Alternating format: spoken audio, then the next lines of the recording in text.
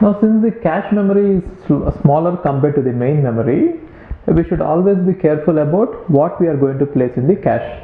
So we should always try to use it in such a way that whatever we ask for next should be present in the cache. But it is not possible all the time, but we could somehow optimize it using some algorithms. So what I mean to say is, since our cache size is small, let us say our cache is so small that it can handle only 4 blocks, 0, 1, 2, 3, right? And assume that we have 16 blocks in the main memory, right? So in case of direct mapping, 0, 1, 2, 3, so on, right? So in case of direct mapping, there is no problem with it.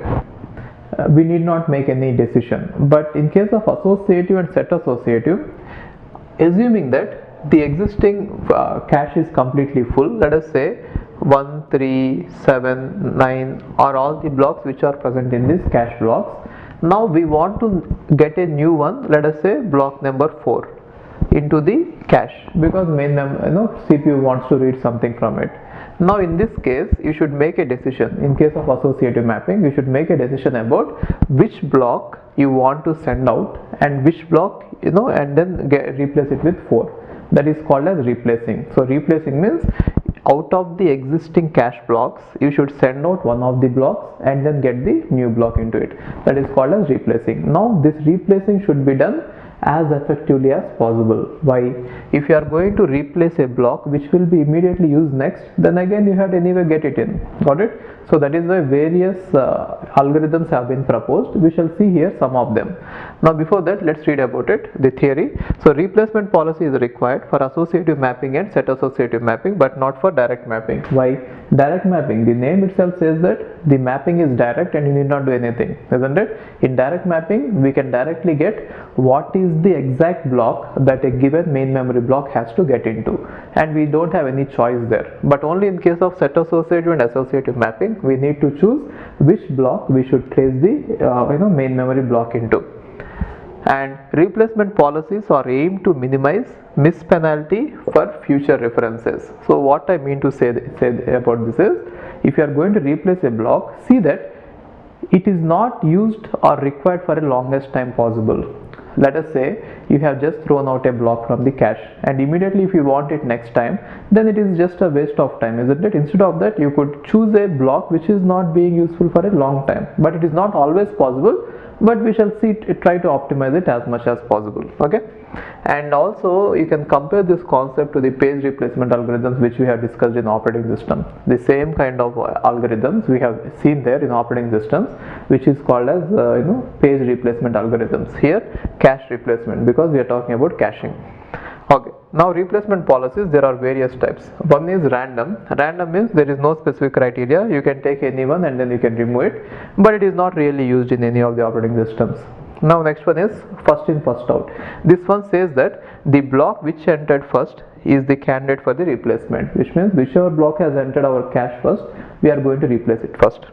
And LRU says that least recently used. LRU means least recently used. So whichever block is not used for a long time, that has to be replaced, right? So the block which is not referred for the longest time is replaced. And LFU means least frequently used. Here we are going to look at the number of times a block is being used, and based on that we are going to replace. The block with few references is replaced. So anyway, with examples these concepts will be clear. We shall take an example and discuss it. Okay, fine.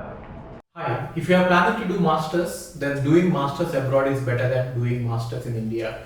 I'll give you all the reasons. So first reason is, out of 1 lakh students who take GATE every year, there are only 500 seats in old IITs. So all the IITs put together have an acceptance rate of 0.5%, and IITs, universities better than IITs, they have very good acceptance rate like 30%, 40%, but all the IITs put together have an acceptance rate of 0.5%.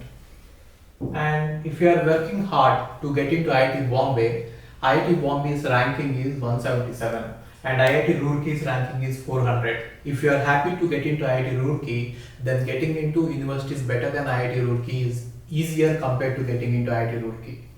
And looking at the salaries for computer science, for software jobs, if you have done your masters in computer science in US, the salaries are ranging from 80 lakhs per year to 1.2 crore per year.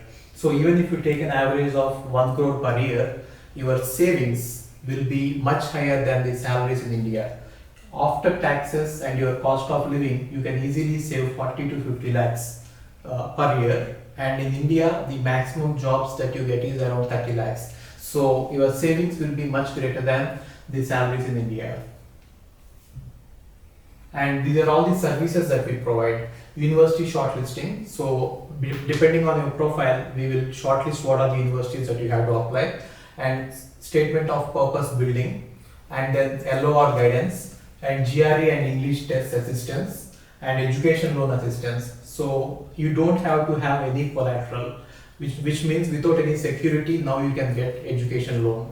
Getting education loan is very simple these days, and whatever the amount of fee that you have a range of universities. You can apply for 10 lakh universities, 20 lakh universities, or 50 lakh universities. But whatever it is, you are going to get complete education loan, and you can pay off your education loan in 1 year after you get a job. And then we do visa assistance, mock visa interviews, and then connecting with the university alumni.